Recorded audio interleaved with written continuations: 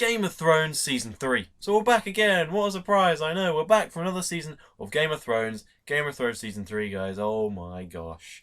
It is Season 2 mixed with Season 1 and made into something even better than both. Quick disclaimer, sorry about doing this again, but the no spoilers in the title actually refers to the fact that I'm not going to be spoiling Season 3 in this review. I will be completely spoiling 100% Seasons 1 and 2. If you haven't seen Season 1 or 2 of Game of Thrones, then you are missing out. Go see them. But if you want to know what Game of Thrones is without having any spoilers, well, go look at my Season 1 review. I'll link both my Season 1 and my Season 2 review in the description box below. Watch my review of Season 1. I won't spoil any of it. You'll know whether you should watch it. You should. So short answer there. Just go do it. And just don't watch this review. Don't watch Season 2 review. You're going to ruin it for yourself. But anyway, without further ado, let's go. So all sorts of stuff happened at the end of Season 2. We saw the White Walkers walking towards, a big army of these White Walkers that we've finally seen again, which we haven't really seen much since the very first episode of Game of Thrones way back when. Which was like 2 days ago for me. But regardless, we've seen this huge army of White Walkers walking towards the wall, and finally there's some danger. Winter is actually literally walking towards them, and finally. Bran, Ned Stark's crippled son, is moving through the world. He's trying to get to the North Wall, trying to find Jon Snow, trying to get to safety after Winterfell has been destroyed by Theon Greyjoy and his little piece of lackeys, and now Theon himself is in a serious situation where he is having to deal with a nasty piece of work, and you kind of feel bad for him now after the crap he did last season. Stannis Baratheon is still recovering after he had his army quelled by the genius of the fantastic Tyrion Lannister at the Battle of Blackwater in Season 2, that brilliant episode. So he is still a major player in the game, or at least he's working to become once again a major player in the game, but he is simmering in the background. He is going to be a serious problem, I imagine, in the future, and he is still interesting as the only surviving legitimate king of Westeros. Aside from that, Brienne of Tarth, that big woman-man thing, that's such a horrible thing to say. The large lady who is good at fighting is taking Jaime Lannister to King's Landing, and they are having a few problems in that regard, and that's actually a relationship that turned out to be somewhat interesting as well, and turns out in a way that I didn't expect it to, and I very much appreciated that. So that's good. Beyond that, Marjorie Tyrell has moved in and married Joffrey, and we start to see some brain power behind Marjorie Tyrell, who's played by Natalie Dormer. We start to see she's got some little things going on in her head which we don't actually know about yet, and that's interesting as well. She has able to get her hooks into Joffrey like no one else in the series actually can. And then lastly, as Marjorie is now married to Joffrey, therefore Sansa is no longer, and we're still dealing with her plight, her story, the upset and the sadness that is what she has to go through. And that's also very compelling, as is everything else. And of course, Daenerys Targaryen, or Khaleesi, is continuing in her story across the Narrow Sea. Her dragons have gotten even bigger, and they're really becoming a force to be reckoned with, and she really things start rolling for her during this series, and it is marvellous. This might sound like an overwhelming amount of stuff going on, like Season 2 sort of had, where it was hard to keep up with somewhat, and it diluted the story a lot. This time, however, they really handled it really well. There is not a point in Season 3 where I thought, this is getting a little old now. They do such a fantastic job of keeping you up to date with everything, and just keeping everything seeming fresh, and keeping events happening, and keeping the story moving forward with all these different things going on, keeping every single character interesting.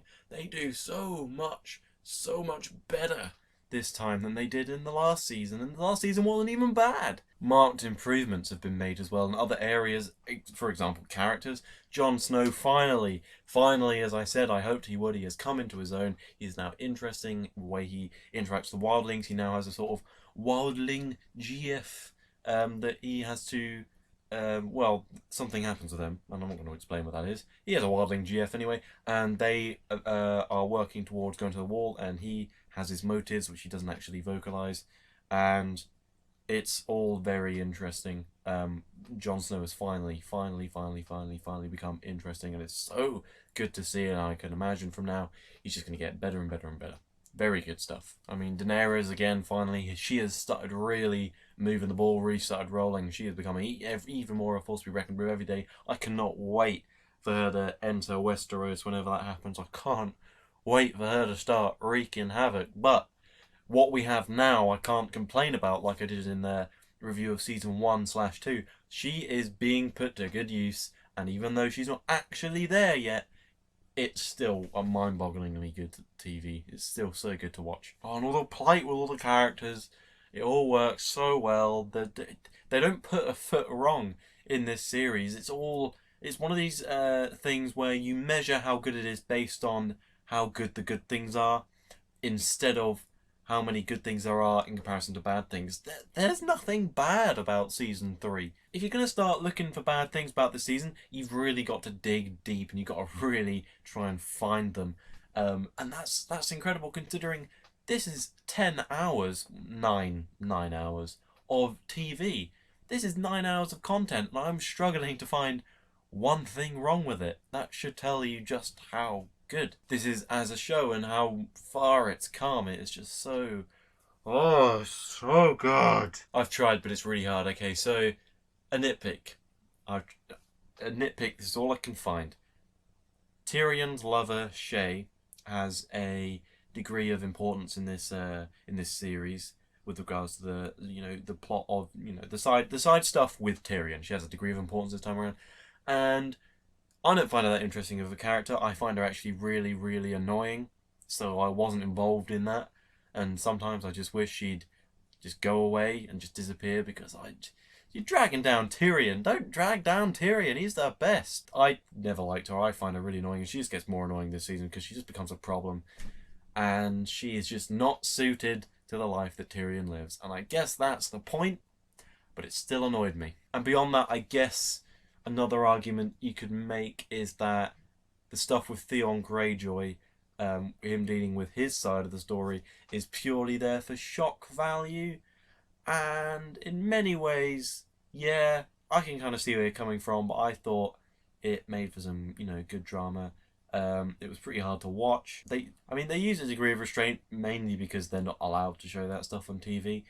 They're not going around like, it's not Saw, but it's pretty gruesome stuff. I mean, they do what they do and it happens. You really feel for him, even though he's done these horrible things, even though he's completely gone out of the way. You create sympathy for him by just being horrid to this boy, and that's, in a way, a pretty easy thing to do. It doesn't really take much skill to torture someone and make you feel bad for him. That's innate human nature to feel bad for someone like that. But I think it works quite well. I liked it as a backdrop to the season, even though it's hard to watch, hard to stomach. Beyond that, I can't find anything else to complain about. Season 3 is just such a marked improvement, and some of the stuff that happens, like this season contains the most tragic, and if you've seen it, you know exactly what I'm talking about. It contains the most tragic, the most surprising, the most gut-wrenching, literally, moment in the series so far, and it's famous now, and if you look it up you'll find it. Don't do it if you haven't seen it, but it's horrific and it's built up to so well, and it's bad. I mean, what can I say? The series just delivered. It never held back. It was never boring to me. They were able to delve into stuff that could have been boring, that would have been boring last season, but it just isn't. It's so interesting to see all these things happen. Again, Game of Thrones shows its mastery of having all these different things going on, keeping them interwoven, keeping just such an intricate plot going on, and keeping everything interesting. It's really, it's unfathomable how good it is. It's really, really good. It's the sort of thing that makes me wish I hadn't watched it at a time when I was meant to be so busy, but what's done is done. It hasn't impacted me that much, but Game of Thrones is you can't put it down if you've gotten this far. I'm sure you already know that. You wouldn't have gotten this far if you could put it down. Season 4 I can only imagine is going to be at least as good or near as good, if not better. If it's better, I'm going to be blown away, and I can't wait to watch it. It's the best thing on TV as far as I'm aware, so I'm going to give Game of Thrones Season 3 a 10 out of 10. That's a perfect score. It was really incredible. The only thing I can hold against it are nitpicks. We get insights into characters that previously I had complaints about. Completely fixes all of those problems. And all these different things going, all these different threads. They all work together. They all interwoven. They all do such a good job of being relevant, all these little things being relevant, and you feel like everything's just relevant and it all makes sense. And you can't sniff at the fact that that's such an incredible prospect, that so much can be going on and all of it seem at the forefront. So guys, yes, that was my review of Game of Thrones Season 3. That's 3 down, there's 5 in total. We'll get onto them. Unfortunately, I actually haven't, been any further this time. There won't be a review of Season 4 tomorrow. Sorry about that, but I just haven't seen it yet. I've only just finished Season 3, haven't seen one episode yet.